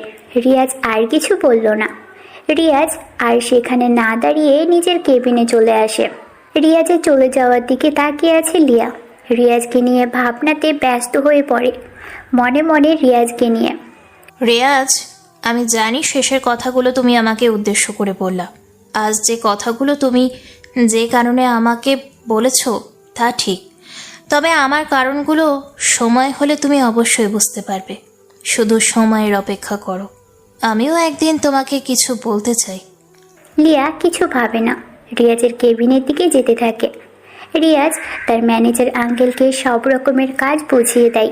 তারপর কেবিন থেকে বের হয় বাড়ি যাওয়ার জন্য। তখন লিয়ার সাথে দেখা। কোথায় যাচ্ছ তুমি? ম্যাম, এটা অফিস, আমি আপনার স্যার, আমাকে স্যার বলুন। স্যার বলবি না বা কি করে? এতটুকু ভদ্রতা তো কখনো মনে হয় শেখেননি। ছোট লোকরা অবশ্য ভদ্রতা এতটাও শেখেও না। স্যার বলুন আমাকে। সরি স্যার, আর হবে না। এই তো গুড গার্ল। যাই হোক, অফিসে থাকেন, বাড়ি যাচ্ছি, কালকে কথা হবে। রিয়াজ লিয়াকে আর কিছু বলতে না দিয়ে সোজা চলে যায় সেখান থেকে। সবাই অবাক হচ্ছে মজির ছেলে হয়ে এত বড় কোম্পানির মালিক কিভাবে হলো। রিয়াজ আসলে রিয়াজ যখন ঢাকাতে আসে মামার টাকা নিয়ে, তখন তার সাথে ওর বন্ধু সাকিব ছিল। সাকিব আর রিয়াজ মিলে 25 লক্ষ টাকা ম্যানেজ করে দুজনে কি বিজনেস শুরু করবে সেটাই ভাবতে থাকে। দুজনে একটা চায়ের দোকানে বসে ভাবছে। দোস্ত, বাইরে থেকে তো চলে এসেছিস, কি বিজনেস করবি ভাবছিস কিছু? দেখো, শহরে কাঁচা সবজির চাহিদা বেশ, টাটকা সবজিও পাওয়া যায় না। আমরা যদি সবজির যোগান দিতে পারি, নিজেদের একটা পিক আপ থাকবে, তুই তো গাড়ি চালাতে পারিস, দুজনে গ্রাম থেকে সবজি কিনে সোজা ঢাকাতে আমরা সেল করব। এটাও ভালো, দেখি আরো কি করা যায়। দুজনে কথা বলছিল, হঠাৎ একটা গাড়ি নিয়ন্ত্রণ হারিয়ে একটা কারেন্টের খুঁটির সাথে এসে ধাক্কা মেরে দেয়, আর সাথে সাথে গাড়ির কাঁচ ভেঙে একজন বের হয়ে আসে। গাড়ির সামনে এসে পড়ে লোকটা, গুরুতর অ্যাক্সিডেন্ট হয়। লোকটা আহত হয় বেশ ভালোভাবে। দৌড়ে যায় সেখানে, দুজনে মিলে হাসপাতালে ভর্তি করায় লোকটাকে। লোকটা হলো আয়া সাহেব। আয়া সাহেব সুস্থ হতেই ডক্টরদের জিজ্ঞেস করে তাকে কারা হাসপাতালে এনেছে। তখন রিয়াজকে ডাকা হয়। রিয়াজ আর সাকিব আসে আয়াজের সামনে। আঙ্কেল, আপনি কি এখন ঠিক আছেন? হ্যাঁ, কিন্তু তোমরা আমাকে বাঁচালে কেন? আমাকে মরতে দিতে? আপনি এসব কি বলেন? আপনাকে দেখে মনে হয় না আপনি সাধারণ মানুষ। হ্যাঁ, তাহলে কেন এমন কথা বলবেন? আসলে আমার আর এস কোম্পানিটা ঢুকতে বসেছে। সব কর্মচারী ফাঁকি দিচ্ছেন, ঋণের বোঝা বয়ে চলেছে। কি করব বুঝতে পারছি না, এজন্য এসব ভাবছিলাম, তাই অ্যাক্সিডেন্ট হলো। এই ব্যাপার? আচ্ছা, চিন্তা নেই, কি করতে হবে বলেন? ব্যাংক থেকে নোটিশ এসেছে, তাদের 1 কোটি টাকা শোধ না করলে তারা আমার কোম্পানিটা নিয়ে নেবে। আপাতত 25 লাখ টাকা দিলে 7-6 মাস ওদেরকে চুপ করানো যাবে। একটা কাজ করুন, আমরা 25 লাখ টাকা দিচ্ছি, আমাদেরকে কোম্পানির 25% মালিকানা দিন, বাকিটা আমরা দেখে নিব। কি বলিস তুই? ঘুরতে থাকা কোম্পানি কিনতে চাস তুই? হ্যাঁ, সেটাই। তোমাদের 25 লাখ টাকার জলে যাবে, কোনো কিছুই হবে না। হোক, সব লস হোক, আপনি রাজি কিনা বলেন। আর সাকিব, আমাকে না তুই বিশ্বাস করিস, খালি আরেকবার বিশ্বাস কর। ঠিক আছে আঙ্কেল, বলেন আপনি রাজি কিনা? আমার কোনো সমস্যা হবে না, তবে মনে রাখিও তোমাদের হাতে থাকবে 6 মাস। 6 মাসে আবার 25 লাখ টাকা ব্যাংকে জমা দিতে হবে। এরপর আইএসের থেকে রিয়াজ কোম্পানির 25% কিনে নেয়। কোম্পানির বাকি সব সাইট বন্ধ করে দিয়ে রিয়াজ কেবল 25% ওপেন করে কাঁচা সবজির সাপ্লাই দিতে থাকে। মাসখানিকের ভিতরে পুরো সিটিকে রিয়াজ প্রধান সবজির সাপ্লাই হয়ে যায়। কিন্তু সাকিব হঠাৎ বলে, দোস্ত, আমাকে 10 লাখ টাকা দিস না, আমি দেশের বাইরে চলে যাব। আমি আর এখানে থাকতে চাই না, কোম্পানিটা তোর হোক। আচ্ছা, তুই যেটা ভালো মনে করিস, আমি আর কি বলবো। সাকিবকে 10 লক্ষ টাকা দিয়ে বাকি সবটার মালিক হয়ে যায় রিয়াজ। রিয়াজ একাই সব সামলাতে শুরু করে। 5 মাসের ভিতরে 30 লক্ষ টাকা হয় রিয়াজের। আয়াজ বলে, একটা কাজ করো, তুমি এই কোম্পানিটা কিনে নাও। ব্যাংকের হাতে যাওয়ার আগে তুমি কিনে নাও। তুমি মালিক, ব্যাংকের টাকা শোধ করলে কোম্পানিটা তোমার। রিয়াজ এবার নিজ হাতে সবকিছু সামলাতে থাকে। দক্ষ কারিগর নিয়ে আসতে থাকে, নতুন নতুন দিক কোম্পানিতে আনে। প্রথমে কাঁচামালের বিজনেস হলেও আস্তে আস্তে সেটা নতুন প্রোডাক্ট আবিষ্কারের দিকে এগিয়ে যায়। কোম্পানির টাকাও পরিশোধ হয়ে যায়। রিয়াজ আয়াজকে ম্যানেজার হিসেবে নিয়োগ দেয়। কোম্পানির নাম দেয় আরে কোম্পানি। সব প্রোডাক্ট বাজারে যে দামে সবাই ছাড়ে, রিয়াজ সেই প্রোডাক্ট 10 টাকা কম দিয়েই ছেড়ে দেয়। যার কারণে রিয়াজের কোম্পানির প্রোডাক্ট বাজারে চাহিদা বেশ ভালো। দামে কম হলেও মানের দিক থেকে সেরা হয়। আস্তে আস্তে বাকি কোম্পানিগুলো রিয়াজের সাথে পেরে উঠতে পারে না, রিয়াজের কাছে বিক্রি করতে হয়। এভাবে রিয়াজ অনেক বছর পর টপ বিজনেসম্যান হয়। পরের দিন রিয়াজ অফিসে আসে। অফিসে এসেই নিজের কেবিনে প্রবেশ করে চেয়ারে বসতেই রিয়াজ লিয়াকে ডাক দিল। লিয়াকে পিয়ন এসেই ডাক দেয়। লিয়া দরজা খুলে দাঁড়িয়ে থেকে বলে, ভেতরে আসতে পারি স্যার? আসুন। আমাকে ডেকেছেন স্যার? হ্যাঁ, আপনি অফিসের পিয়নকে বলবেন আপনার সিট আমার রুমে নিয়ে আসতে। এখন আর আপনি ভালো করে শুনে রাখুন, আমার অফিসে জব করতে হলে টাইম টু টাইম অফিসে আসতে হবে। আপনি যদি দেরি করে আসেন তাহলে আপনার বেতন থেকে টাকা কেটে ফেলা হবে। এখন আমার জন্য 1 কাপ কফি নিয়ে আসুন, যান। লিয়া মাথা নাড়িয়ে রুম থেকে চলে গেল। লিয়া এখন রিয়াজের কাছে সাধারণ একজন মানুষ, মানে বেতনভুক্ত কর্মচারী। তবে রিয়াজ আজও ভেবে পায় না যে মেয়ে রিয়াজের সব কিছু জানার পর প্রপোজ করে ভালোবাসে, হঠাৎ করে লিয়া কেন তাকে ছেড়ে গিয়েছিল। মজির ছেলে বলে ভার্সিটির সবাই যখন অপমান করত রিয়াজকে, তখনই লিয়া পাশে এসে দাঁড়াতো, রিয়াজকে টেনে নিত বুকে। তাহলে সেই রিয়াজকে ছেড়ে লিয়া কেন চলে গেল? লিয়া রিয়াজের সাথে কেন অমন করেছিল সেটা রিয়াজকে জানতে হবে। আর লিয়ার তো এতদিনে বিয়ে হয়ে যাওয়ার কথা, ওর তো নিলয় ছিল, তাহলে সে এখানে আসলো কেমন করে, বা এখানে চাকরিটাই নিল কেন? এসব কিছুই বুঝতে পারছে না রিয়াজ। আমার হৃদয় একটি যন্ত্রণা, তুই আমার হলি না। কি দোষ ছিল আমার? তোকে ভালোবেসেছি নিজের চাইতেও বেশি। সেটা কি ছিল বড় কারণ? তুই আমার মনটা কখনোই বুঝলি না লিয়া। এমনে তোর জন্য কতটা ভালোবাসা পুষে রেখেছিলাম, খোঁজও নিলি না আমার। মনটা বুঝলে আজ তুমি আমার মনের রাজ্যের রানী হয়ে থাকতে, কিন্তু তুমি আমাকে ছেড়ে গিয়েছিলে, আমাকে অপমান করেছিলে। আজকে তুমি আমার পাশে থাকতে পারতে, কিন্তু তুমি যেন কত দূরে। রিয়াজ কথাগুলো ভাবতে থাকে লিয়াকে নিয়ে। লিয়া আবার দরজার কাছে এসে দাঁড়ায়। দরজা খুলে লিয়া বলে, স্যার আপনার চা রেডি, ভেতরে আসবো? হ্যাঁ। লিয়া এসে রিয়াজের দিকে চায়ের কাপ বাড়িয়ে দেয়। রিয়াজ চায়ে ফু দিয়ে যখনই মুখে দিল তখনই ছ্যাঁদ করে উঠে বলে, এই চা মানুষে খায়? 1 কাপ চা বানাতে পারো না? পারো কি? পারো কি খালি মানুষকে নিজের অহংকার দেখাতে? এই চা এখন তুমি খাও, এই নাও। সরি স্যার, নতুন চা বানিয়ে নিয়ে আসি, এবার ভালো হবে। শ্যাট আপ, এটা চা কোম্পানি না যে বারবার চায়ের পিছনে সময় দিবেন। আর তাছাড়া আপনাকে কি আমি বলেছি আমার জন্য চা বানিয়ে আনতে? এখন এই চা আপনি আমার সামনে চেয়ারে বসে খাবেন, যেহেতু খারাপ চা বানিয়েছেন। সো আপনি এই চা খাবেন। খাচ্ছি স্যার। লিয়া চেয়ারে বসে রাগী লুকে তাকায় রিয়াজের দিকে। রিয়াজ মুখ টিপে হাসছে। তখন লিয়া নিজে নিজেকে বলে, চা ভালো হয়নি ফাইন, তাতে এত ধমক দেওয়া লাগে? চেয়ারে বসে চাই চুমুক দিয়ে চা খেয়ে দেখলো যে চা তো ঠিকই আছে, বরং অনেক সুন্দর হয়েছে চাটা। তাহলে রিয়াজ বলল, কেন যে চা ভালো হয়নি? বসে বসে লিয়ার চা খাওয়া দেখছি। লিয়া ভয়ে নিয়ে একদম বাচ্চাদের মতো চা খাচ্ছে। রিয়াজ নিজে বুদ্ধি খাটিয়ে লিয়াকে নিজের বানানো চা খাওয়ালো। কারণ লিয়াকে দেখে রিয়াজের মনে হয়েছে লিয়া অনেক ক্লান্ত, নার্ভাস। চা খেলে ক্লান্তি ভাবটা অনেক কমে যাবে, তাই লিয়াকে নিজে চা খাওয়ালো। রিয়াজ লিয়া চা শেষ হতেই ঝাড়ি দিয়ে বলল, এই, এটা আপনার বাড়ি পেয়েছেন? চা খেতে এত সময় লাগলে কাজ করবেন কিভাবে? আপনার চা খাওয়া শেষ হলে এখন আমার সাথে চলুন। ঢং দেখলে মনে হয় কোন রাজকুমারী, যত সব। চলুন। লিয়া রিয়াজের থেকে ঝাড়ি খেয়ে বিষম খেল ফ্রিতে। দ্রুত রিয়াজের সাথে বের হতে থাকে লিয়া। রিয়াজ লিয়াকে নিয়ে মার্কেটে চলে আসে। মার্কেটটা রিয়াজের শপিং মলের মালিক রিয়াজ নিজেই।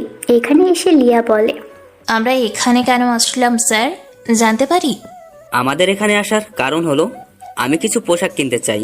তাছাড়া আমার সামনে কেউ অল্প দামি পোশাক পরুক, এটা আমি চাই না।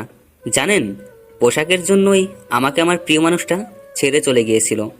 আগামীকাল আপনি ভালো পোশাক পরে অফিসে আসবেন। আমরা একটি জায়গায় যাব পোশাকগুলো নিয়ে। যে পোশাকগুলো এখন কিনবো সেগুলো সেখানে লাগবে। Okay sir. লিয়া লজ্জা পায়, কারণ সুযোগ পেলেই তাকে আগের কথাগুলো শুনিয়ে দিচ্ছে রিয়াজ। চুপচাপ মাথা নিচু করে সেসব শুনতে থাকে লিয়া। রিয়াজ এবং লিয়া দুজনে পছন্দ করে কিছু পোশাক কিনল। শপিং শেষ করে দুজনে একটা ভালো রেস্টুরেন্টের ভিতরে প্রবেশ করে দামি দামি খাবার অর্ডার করে দুজনেই খাবার খেয়ে রেস্টুরেন্ট থেকে খাবার খেয়ে লিয়াকে নিয়ে বের হয়।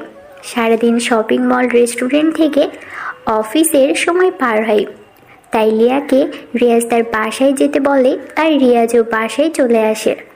বাসায় আসার পর মা বলে, এতগুলো মার্কেট কার জন্য করছো বাবা? আমি আগামীকাল সকালে মামার বাসায় যাব।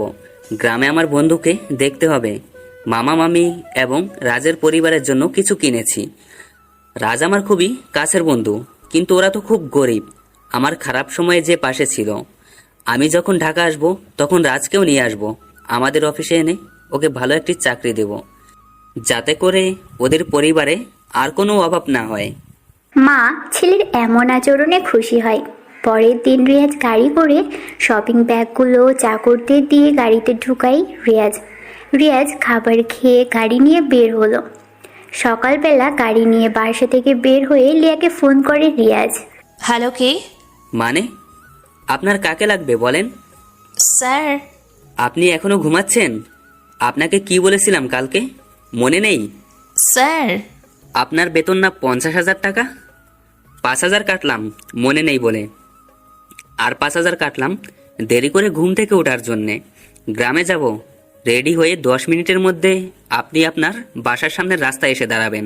যদি দেরি করেন তাহলে এবার পুরো বেতনটাই কাটা যাবে, বলে দিলাম। আচ্ছা। 10 মিনিটের ভিতরে রিয়াজ লিয়ার বাড়ির সামনে এসে দাঁড়ালো। রিয়াকে দৌড়ে আসতে দেখে লিয়া গাড়ির কাছে কয়েক সেকেন্ড পর লিয়া এসে হাঁপাতে থাকে। রিয়াজ লিয়াকে বলে, লিয়া, আপনি গাড়িতে উঠে বসেন জলদি, আপনার বেতন বেঁচে গিয়েছে। রিয়াজের কথা শুনে লিয়া গাড়ির কাছে আসে। লিয়া গাড়ির দরজা খুলে পিছনের সিটে বসতে চাই, তখনই রিয়াজ বলে, ওই মেয়ে, আমাকে কি আপনার ড্রাইভার মনে হয়? আপনি আমার সাথে সামনের সিটে বসেন। ভাব দেখে মনে হয় আমি ওর গাড়ির ড্রাইভার। আসেন সামনে। রিয়াজের ঝাড় খেয়ে চুপ হয়ে গেল, মনে মনে বলে, ভাবখানা দেখে মনে হয় বিশ্ব কিনে রেখে দিয়েছে। কি ভাগ্যে যে চান্দুর অ্যাসিস্ট্যান্ট হলাম। লিয়া রিয়াজের পাশের সামনে সিটে গিয়ে বসলো। রিয়াজ গাড়ি নিয়ে বের হয়, গ্রামের উদ্দেশ্যে রওনা দিল। লিয়া বলল, আমরা কোথায় যাব স্যার? আমার জিএফের সাথে দেখা করতে, সে গ্রামে থাকে। কথা শুনে লিয়া যেন নিজের কানকে বিশ্বাস করে না। রিয়াজেরও কি গার্লফ্রেন্ড থাকে? লিয়া রিয়াজকে ভালোবাসতো জীবনের শুরুতে, তবে কিছু সত্য ছিল যা রিয়াজ জানে না, কিছু রহস্য ছিল যা রিয়াজের অজানা ছিল। লিয়া মনে মনে বলে, আমার আগের সেই রিয়াজ আর আজকের রিয়াজের ভেতর অনেক পার্থক্য। তাকে আমি কি সত্যিটা বলে দিব? ওর এখন সত্যিটা যদি না বলি, তবে ও যদি অন্য কারোর হয়ে যায়, সেটা কখনো আমি মেনে নিতে পারবো না। কারণ আমি রিয়াজকে আমি আমার জীবনের চেয়েও বেশি ভালোবাসি। কথাগুলো লিয়া মনে মনে বলে, তবে রিয়াজকে এসব বলার সাহস পায় না। চুপচাপ বসে আছে লিয়া, চেয়ারে হেলান দিয়ে শুয়ে থাকে। কিছু সময় পর ঘুমিয়ে পড়ে। লিয়ার কাঁধটা বাঁকা হয়ে রিয়াজের কাঁধের উপর গিয়ে লিয়ার মাথা রাখে, অর্থাৎ রিয়াজের কাঁধে মাথা রেখে লিয়া ঘুমিয়ে পড়ে। রিয়াজ কিছু বলল না। লিয়ার মাথাটা আরও ভালোভাবে যেন রাখতে পারে, সেজন্য রিয়াজ নিজের কাঁধটা আরও ভালো মতো পেতে দেয়। আজ লিয়াকে রিয়াজ অনেক বছর পরে এমনভাবে কাছে পেল। লিয়াকে দেখতে থাকে রিয়াজ, কল্পনাতে লিয়াকে নিয়ে, ভাবনাতে ডুবে রিয়াজের মন চাইছে লিয়াকে একটু ছুঁয়ে দেখতে, কিন্তু সেই অধিকার যে এখন আর নেই। সেই সাহসটাও রিয়াজের এখন নেই। সব কিছু অনেক বছর আগেই নষ্ট হয়ে গেছে। হতে পারে লিয়া এখন অন্য কারোর। তার থেকে বড় রিয়াজ গাড়ি চালাতে মনোযোগ দেয়। রিয়াজ গাড়ি চালাচ্ছে আর লিয়াকে কিছুক্ষণ পরপর দেখতে থাকে। এভাবেই বেশ কিছু সময় পার হয়ে যায়। লম্বা ঘুম দেয় লিয়া। কিছু সময় পর তারা গ্রামে প্রবেশ করে। রিয়াজ সোজা গাড়ি নিয়ে এসে রাজের বাসার সামনে পার্ক করে। লিয়া তখনও ঘুমে। গাড়ির দরজা খোলার আগেই রিয়াজ লিয়াকে ডাক দেয়। লিয়া, ওই লিয়া, ওঠো তাড়াতাড়ি, এত ঘুমাও কেন? সারা রাত কার বাগানের আম চুরি করতে গিয়েছিলে? লিয়া রিয়াজের ডাক শুনে চমকে ওঠে। ভয়ে রিয়াজের দিকে তাকিয়ে থাকে। রিয়াজ গাড়ি থেকে নামে। লিয়া ঘুম থেকে উঠে ভালো করে গাড়ি এই জানালার দিকে তাকিয়ে দেখে যে তারা গ্রামে চলে আসছে এবং এটা রাজের বাসাতে এসেছে। গাড়ি থেকে বের হতেই রিয়াজকে প্রশ্ন করলো, এটা কার বাড়ি? ও বুঝেছি, এই হলো আপনার জিএফের বাসা, তাই না? আমার কিউট গার্ল। রিয়াজ মুচকি হাসে। রিয়াও কিছু বলে না। রিয়াজ ফোন বের করে রাজকে ফোন দেয়। রাজ রিসিভ করতেই রিয়াজ রাজকে তার বাসার সামনে আসতে বলে। কয়েক সেকেন্ড পরেই রাজ দ্রুত বাড়ির সামনে এসে দাঁড়ালো। আশেপাশে তাকাতেই দেখে রিয়াজ দাঁড়িয়ে আছে দামি গাড়ির সামনে। রাজ রিয়াজকে দেখে দৌড়ে আসে কাছে। রিয়াজকে সে জড়িয়ে ধরে। কিরে, তুই এত বছর পর মনে পড়লো আমাদের কথা? কেমন আছিস? বাপরে, একসাথে এত প্রশ্ন, একটু দম নে। রাজ কিছু বলতে যাবে, তবে তার আগে হঠাৎ করে রাজের চোখ যায় লিয়ার দিকে। রাজ তখনই লিয়াকে বলে, এ কি লিয়া, তুমি ওর সাথে? কেমন আছো তুমি? আলহামদুলিল্লাহ ভালো, তুমি কেমন আছো? বিজয়কে দেখে ভালোই আছি। বাইরে কেন? বাড়ির ভিতরে যেতে হবে তো। এভাবে বাইরে দাঁড়িয়ে থাকবে নাকি? বিজয়, চল ভিতরে।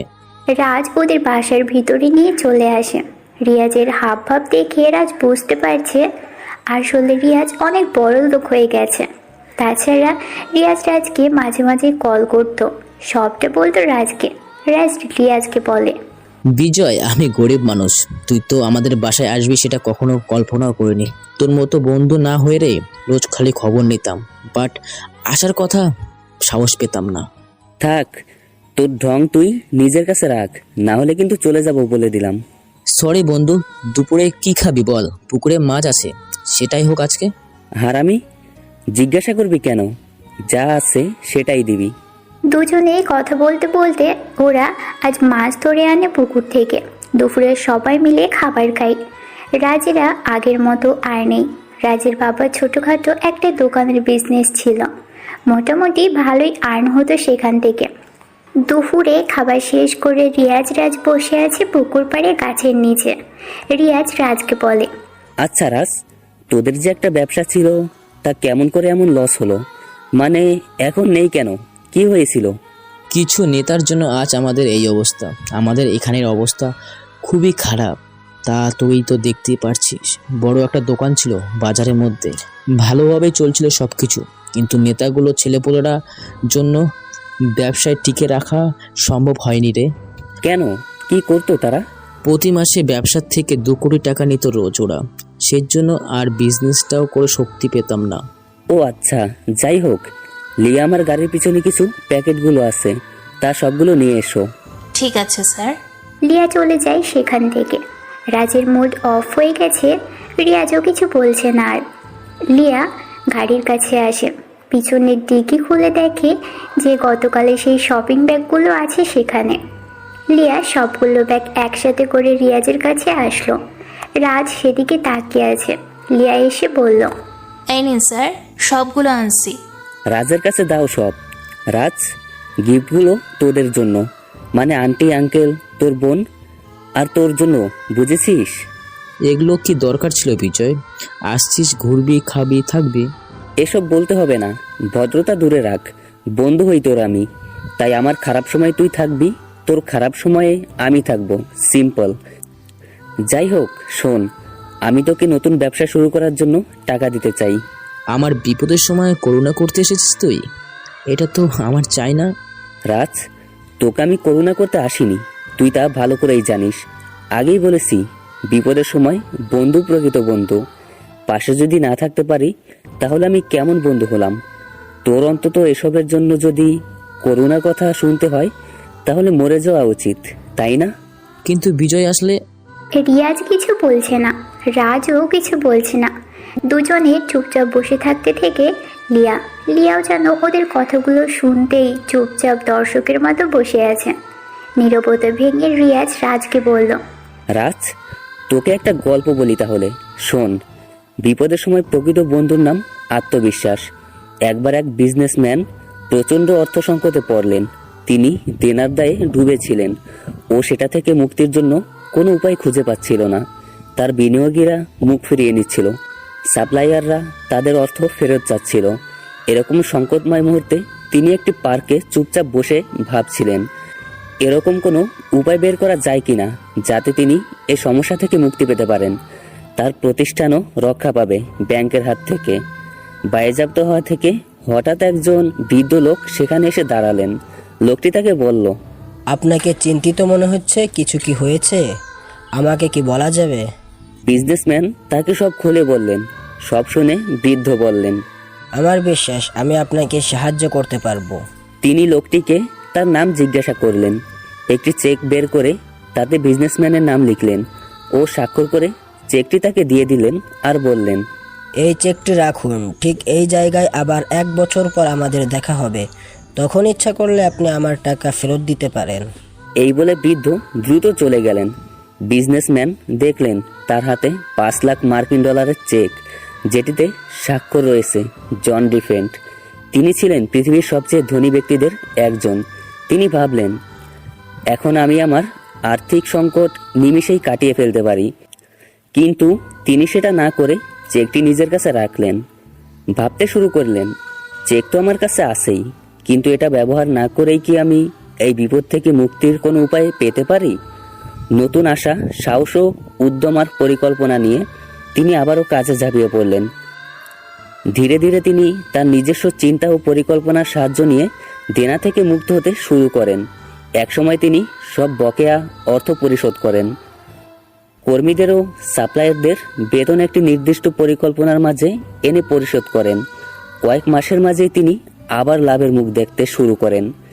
ঠিক 1 বছর পর তিনি সেই চেকটি নিয়ে সেই পার্কে বৃদ্ধকে খুঁজতে শুরু করেন ও দেখাও পেয়ে যান। তিনি তাকে নিজের সাফল্যের গল্প বলতে শুরু করেন। এরকম সময় একজন নার্স এসে বৃদ্ধকে টেনে নিয়ে যেতে থাকেন। নার্স বিজনেসম্যানকে বললেন, আপনি ওনার কথা কিছু মনে করবেন না। বার্ধক্যজনিত কারণে উনি কিছুটা এলোমেলো আচরণ করেন ও নিজেকে জন্ডিরোগ ফেলার বলে দাবি করেন। এই বলে নার্স বৃদ্ধকে নিয়ে চলে গেলেন। হতভম্ব হয়ে ব্যবসায়ী ভদ্রলোক দাঁড়িয়ে রইলেন। তিনি বুঝলেন তার সাফল্যের কারণ আসলে চেকটি নয়, বরং তার মাঝে পুনরায় জন্ম নেওয়া সাহস ও আত্মবিশ্বাস তাকে ঘুরিয়ে দাঁড়াতে সাহায্য করেছে। তাই আমি তোকে ওনার মতো হতে বলিনি। তুই আমার টাকাগুলো নিয়ে নতুন ব্যবসা শুরু করবি, পরে একসময় না হয় আমার টাকাগুলো ফেরত দিলি। করুণা নয়, বলতে পারিস ঋণ দিচ্ছি। একটি কথা ভালো করে মনে রাখবি, যে কথাটি আমি তোকে গল্পের শুরুতে বলেছিলাম, বিপদের সময় প্রকৃত বন্ধুর নাম আত্মবিশ্বাস। তুই গল্পটার লোকটির চিন্তা শক্তি নিয়ে একটু ভাব, তবে তুই সফলতা পাবি ইনশাল্লাহ। আর টাকাটা তো ঋণ নিলি, যখন নিজেকে প্রতিষ্ঠিত করবি আমাকে ফেরত দিবি। রিয়াজ আর কিছু বলল না। রাজও চুপচাপ বসে থাকে। রিয়াজ রাজকে কিছু টাকা দেয়। রাজ সেই টাকার ব্যাগের দিকে তাকিয়ে থাকে। রিয়াজ টাকাগুলো দিয়ে আর দাঁড়ায় না, ওদের কাছে থেকে বিদায় নিয়ে ঢাকার উদ্দেশ্যে রওনা দেয়। সাথে লিয়াও থাকে। সারা রাস্তায় দুজনে কোনো কথা বলেনি। লিয়া তো রিয়াজকে ভয় পায়, তাই কথা বলে রিয়াজও বলেনি। আর ঢাকায় পৌঁছতে ওদের অনেক রাত হয়ে যায়। রিয়াজ লিয়াকে ওর বাসার সামনে রেখে সে নিজেই বাসায় চলে আসে। রিয়াজ অনেক ক্লান্ত, সে দ্রুত বাড়িতে আসে। কলিং বেল বাজায়। যখন কাজের লোক দরজা খুলে দেয় তখন রিয়াজ পুরোই অবাক হয়ে গেল, কেননা বাড়িটা সম্পূর্ণভাবে সাজানো, চারপাশে ভালো মতো ফুল আর লাইটিং করা। রিয়াজ বাসার ভিতরে প্রবেশ করে তার মাকে জিজ্ঞেস করলো, আম্মু, এইগুলো কিসের জন্য?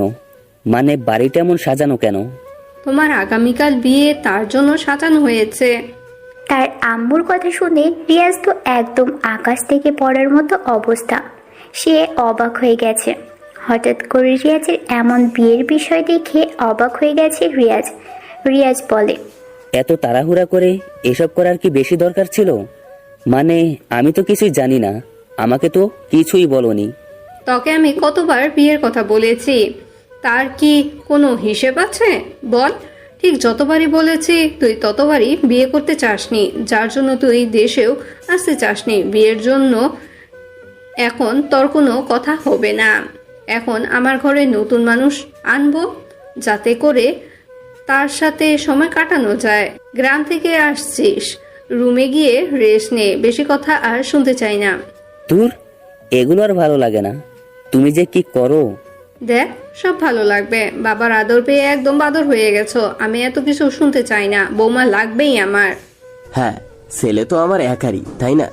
আমি একা আদর করি, আর তুমি বুঝি তাকে আদর করো না? এখন তোমার সাথে কথা বলার মুড নেই, তাই কিছু বললাম না। তোমরা আমার কথা শুনবা, আমি এই বিয়েও করতে পারবো না। আমি কথা দিয়ে ফেলেছি, এখন রুমে যা, রেস্ট কর। এটা নিয়ে কথা বলতে চাই না। রিয়াজ আর কিছু না বলে নিজের রুমে চলে আসে। রিয়াজের মেজাজ অনেক খারাপ লাগছে। অন্যদিকে রিয়াজ লিয়াকে তার বাসার সামনে নামিয়ে দিয়ে চলে গিয়েছে। লিয়া দাঁড়িয়ে না থেকে নিজের বাড়িতে প্রবেশ করে। লিয়া বাসার ভিতরে প্রবেশ করে দেখে তার বাসাও খুব সুন্দর করে সাজানো হয়েছে। লিয়া অবাক হয়ে বাসায় প্রবেশ করে। এভাবে বাড়িটা সাজানো দেখে লিয়া বলে, আম্মু, এগুলো কিসের জন্য? তোমার বিয়ের জন্য। কি? আমার বিয়ে? মানে কি? আমাকে জানালে না কেন? কার সাথে কখন কি করলাম? আমি এই বিয়ে করতে পারবো না। তুমি এত কথা বলো কেন? কাজ থেকে ফিরছো, যাও এখন রুমে গিয়ে শুয়ে পড়ো, রেস্ট করো, বেশি প্রশ্ন করবা না। কিন্তু মা, আমি এই বিয়ে কিভাবে করব? বুঝতে পারছো না কেন? কিছুই করার নেই আম্মাজান, সব কিছু ওপর থেকেই ঠিক করা। আর পরে আমি কথা দিয়ে ফেলেছি, সো এখন যাও। কি বলবো? আর তোমার ঠিক করা যেখান থেকেই হোক, আমি রিয়াজকে ছাড়া আর কাউকে বিয়ে করতে পারবো না। আমি রিয়াজকে ভালোবাসি, জানো তো। লিয়া তার মায়ের সাথে কথা বলছিল। এমন সময় লিয়ার আব্বু উপর থেকে সিঁড়ি বেয়ে নিচের দিকে নামতে থাকে। উনি নামতে নামতে লিয়াকে বলে, আমি যা করেছি তোমার ভালোর জন্যই করেছি। এত কিছু এখন শোনার সময় নেই। আর তাছাড়া আমি জানি ছেলেকে তোমার পছন্দ হবেই। তোমার রুমে যাও, দেখো তোমার বিছানার উপরে তোমার জন্য তোমার যার সাথে বিয়ে হবে তার ছবি রাখা আছে। তাকে ভালো করে দেখে নিও, তারপরে বলবা বিয়ে করবে নাকি করবে না। না করতে চাইলে আমি অন্য ব্যবস্থা নিব। তোর ভালো লাগে না তোমরা সব সময় আমার সাথে এমন জোর করো। লিয়া নিজের রুমে চলে আসে। কারো ছবি দেখার সময় ওর নেই। রাগে ওর গা জ্বলছে। রিয়া তার বান্ধবী সিমিকে ফোন দেয়। সিমির ফোন ধরতেই লিয়া বলে, ওই সিমির বাচ্চা, তোর ফোন ধরতে কতক্ষণ লাগে রে? দ্রুত ফোন ধরতে পারিস না? একটু দেরি হলো তাতেই তোর মেজাজ গরম হয়ে গেছে। কি হয়েছে সেটা বলতো। তুই বুঝবি কি করে আমার অবস্থা? আমি কতটা বিপদে আছি সেটা তুই শুনলে তুইও অবাক হবি। আমার সারা শরীরে রাগে জ্বলে যাচ্ছে। কি হয়েছে সেটা বলতো আগে। ভালো করে শ্বাস নেই, তারপর কথা শেষ কর না, হলে কিচ্ছুই বুঝতে পারছি না। তোকে আর কি বলবো, রাগ লাগছে, আবার কান্নাও পাচ্ছে অনেক। তাহলে বলিস না, রাখলাম। তোর কথা শোন কুত্তা, আমার আগামীকাল বিয়ে। মেজাজ খারাপ লাগে। কোথাকার কোন ছেলের সাথে বিয়ে ঠিক করেছে বাবা, তাও জানি না। তুই জানিস তো আমি রিয়াজকে ভালোবাসি। এসব ভালো লাগে বল? হ্যাঁ, কি বলিস? তোর যদি কালকে বিয়ে হয় তাহলে তোর রিয়াজের কি হবে রে? সেটাই তো ভাবছি, আমার মাথা কাজ করছে না। আচ্ছা ঠান্ডা হ। ছেলেকে তুই দেখেছিস? কেমন দেখতে? কে সে? না, দেখার ইচ্ছে নেই। বাবা আমার বিছানায় তার ছবি রেখে গিয়েছে। আচ্ছা, আগের ছবিটা দেখি কি করা যায়। পারবো না দেখতে। পেতনি, আগে তুই ভালো করে তোর বরের ছবি দেখ, তারপর তাকে কল করে সব ঠিক করতে পারবি। তুই এতটা নিশ্চিত হয়ে বলছিস কেমন করে? আমি দেখতে চাই না কার সাথে বিয়ে হচ্ছে। সেটা বড় কথা নয় বান্ধবী, বড় কথা হলো তোমার কার সাথে বিয়ে হচ্ছে সেটা তোমার জানা দরকার। না হলে কিচ্ছু করতে পারবো না। জলদি দেখে আমাকে জানা। লিয়া রাগ করে ফোন কেটে দিল। কোথাকার কোন ছেলে ওর বাবা ঠিক করেছে কে জানে। ওর আব্বুর কথা মনে পড়ে লিয়ার। ছেলের পিক বিছানার উপর রাখা। লিয়া এসে পিকটা হাতে নিয়ে সোজা করলো। লিয়া ছেলের পিক দেখে বিষম খায়। এতটা খুশি হয়ে যায় সে চিৎকার করে ওঠে, কেননা ছেলেটি আর কেউ নয়, ছেলেটি হলো রিয়াজ, যাকে লিয়া নিজে থেকেও বড্ড বেশি ভালোবাসে।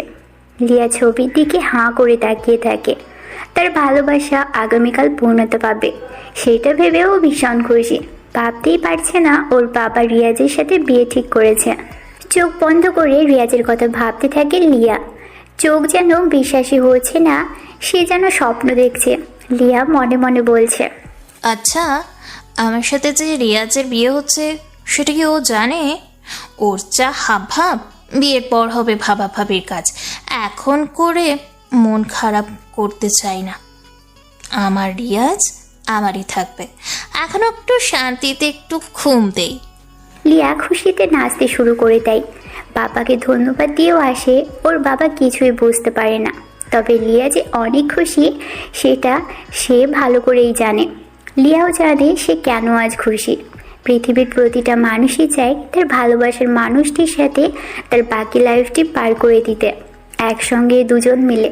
কিন্তু বাস্তবতার কাছে হার মেনে কারোটা হয়ে ওঠে, আবার কারোটা হয়ে ওঠে না। প্রতিটি ভালোবাসার যে পূর্ণতা পাবে এমনটি নয়। কিছু ভালোবাসার ভিতরে লুকিয়ে থাকে হাজারো চাপা কষ্ট আর বেদনা। আজকে রিয়াজের সাথে লিয়ার বিয়ে। রিয়া জানে না বিয়ে হচ্ছে লিয়ার সাথে। এদিকে বাড়িতে একের পর এক গেস্ট আসতে শুরু করেছে। রিয়াজের দরজার কাছে এসে নক করে তিশা। তিশা রিয়াজের মামাতো বোন। তিশার বিয়ে হয়েছে কয়েক বছর আগে।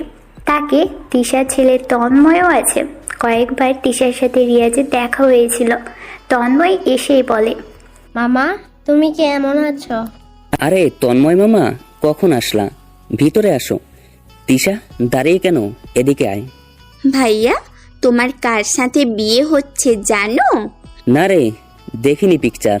তুমি না লিয়া আপুকে অনেক ভালোবাসতা, তাহলে বিয়েটা করছো কেন? ভাবছি বাড়ি থেকে পালাবো, বাট হচ্ছে না। যাই হোক, সেসব তো আর ভাবতে হবে না। কখন আসছিস বল? এই তো আসছি কেবল। ভাইয়া জানো, লিয়া আপুর বিয়ে হয়নি এখনো। জানিস তুই?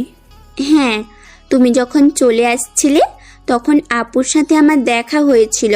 আমি অনেক কথা শুনিয়েছিলাম, বলেছিলাম আমার ভাইয়া গরিব বলে কি তার জীবন নিয়ে খেললে তুমি? কি করেছিল ও তোমার সাথে? সে তো তোমাকে ভালোবাসতো অনেক, তাহলে কেন তুমি এমন করে চলে গিয়েছিলে বলো? রিয়াজ ভাইয়ের দোষটা কি ছিল? তোমাকে অনেক ভালোবাসতো বলে, নাকি সে মুচির ছেলে বলে চলে গিয়েছো? কোনটা? ভাইয়া, লিয়া আপু জানো সেদিন কোনো কথা বলেনি, বরং ও অনেক কান্না করেছিল। ওর চোখে আমি সেদিন তোমার প্রতি ভালোবাসা দেখেছি, বাট ও কেন এমন করেছিল সেটা আমি জানি না। তুই যা, পরে কথা হবে।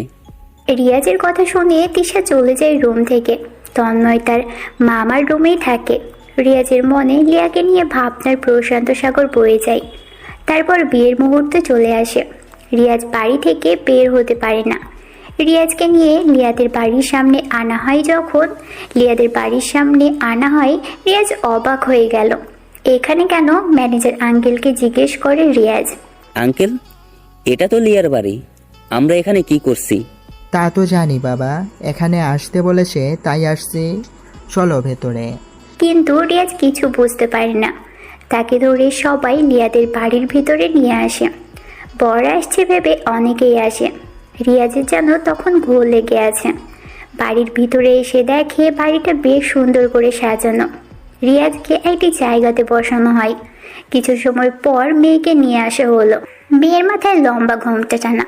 রিয়াজ এখনো দেখেনি মেয়েকে, কিন্তু মেয়েটাই তো লিয়া নিজেই। লিয়া রিয়াজকে দেখছে। রিয়াজকে দেখতে পেয়ে লিয়া তো অনেক খুশি।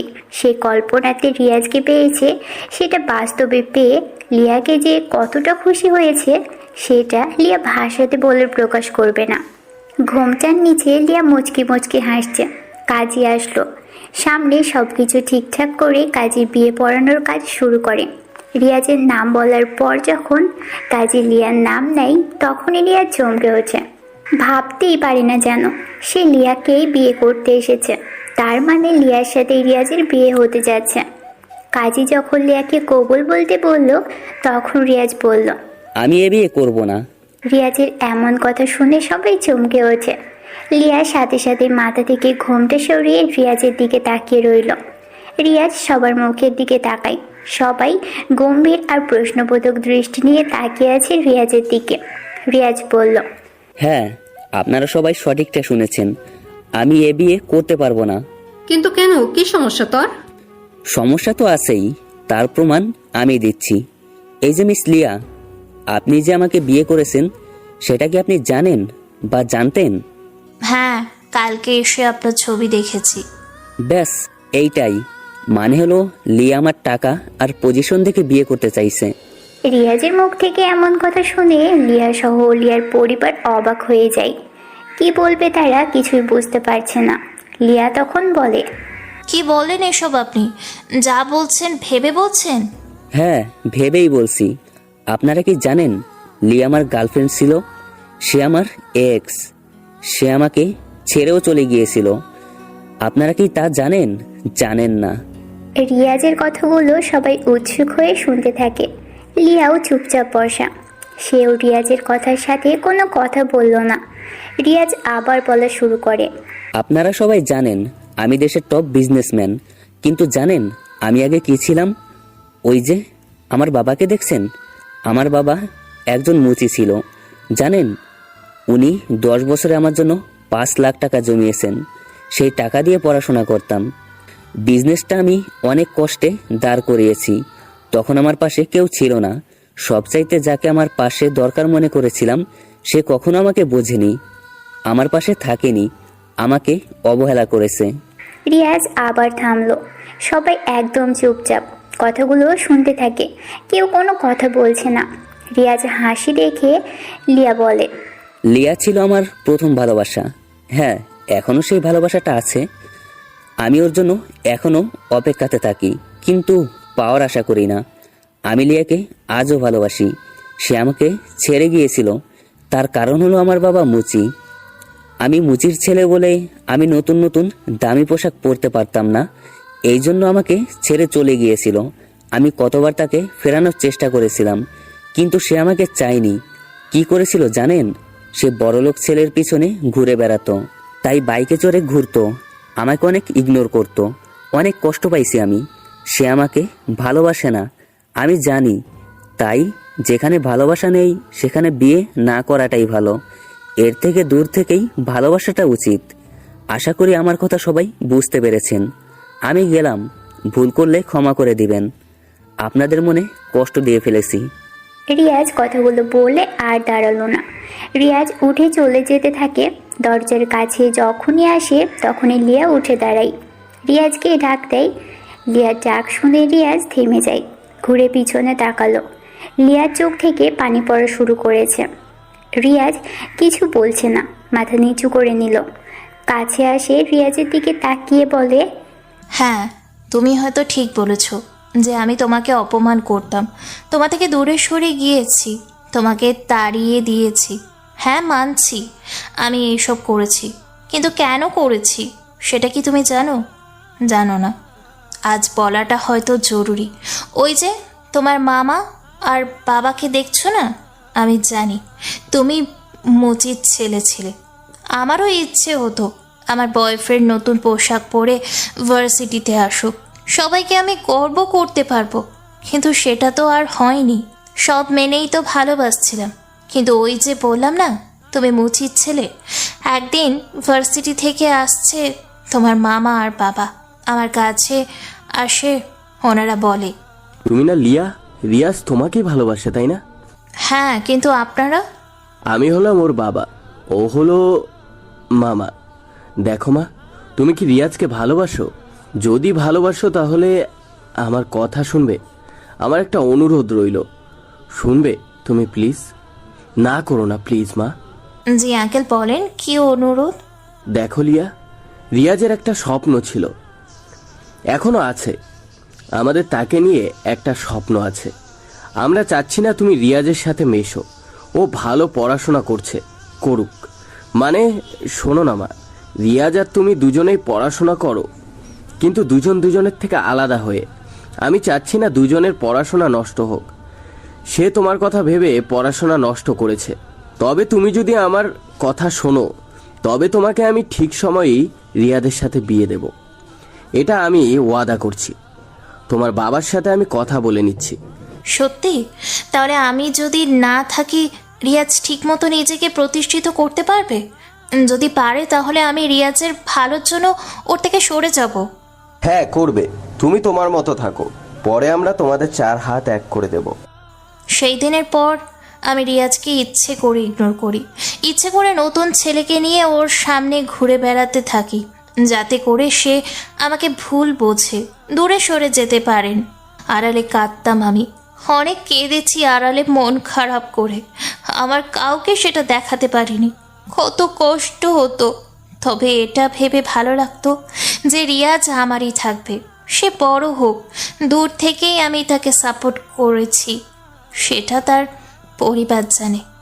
ধন্যবাদ এমন মূল্য দেওয়ার জন্য। স্যার, আমি আপনার অফিসে আর চাকরি করব না, ভালো থাকবেন। এখন তো আপনি বড় লোক হয়ে গেছেন, আর কি। দৌড়ে সেখান থেকে চলে যায়। রিয়াজ তার ভুল বুঝতে পারে। লিয়াকে তো সে আগে থেকেই ভালোবাসে। সবাই রিয়াজের কাছে আসে, রিয়াজকে বলে সব ঠিক করে নিতে। রিয়াজ তো অনেক খুশি, লিয়াকে তাকে এখনও ভালোবাসে। এটা রিয়াজ ভাবতেই পারছে না। দৌড়ে রিয়াজও চলে আসে সেখানে থেকে লিয়াকে খুঁজতে খুঁজতে ছাদে চলে আসে। ছাদে এসে দেখে লিয়া এক কোণায় দাঁড়িয়ে কাঁদছে। রিয়াজ গিয়ে লিয়াকে জড়িয়ে ধরে। কি ব্যাপার, আপনি আমাকে জড়িয়ে ধরলেন কেন? সরেন বলছি এখান থেকে। আমার বউকে আমি জড়িয়ে ধরবো? আমি কারোর বউ না, চলে যাব। ছাড়েন আমাকে। নো, ছাড়বো না। শোনো, তুমি আমাকে কষ্ট দিছো, আমিও একটু দিলাম, বাট আমি তোমাকে এখনো ভালোবাসি গো। সরি, আর হবে না এমন। তুমি অনেক খারাপ, আমাকে রেখে চলে যাচ্ছিলে। মনে হয়েছিল তুমি ডাকবে। আসো জান, কাছে আসো, আদর করি। হ্যাঁ, এখনো আমাদের বিয়ে হয়নি, বিয়েটা কি করবেন না স্যার? হ্যাঁ চলো, নিচে সবাই অপেক্ষা করছে। আমি যে তোমাকে অনেক ভালোবাসি জান। আমিও ভালোবাসি। তারপর সেখান থেকে তারা দুজন চলে আসে নিচে। তারপর ওদের বিয়েটা ধুমধাম করে হয় এবং সুখে শান্তিতে বসবাস করতে থাকে।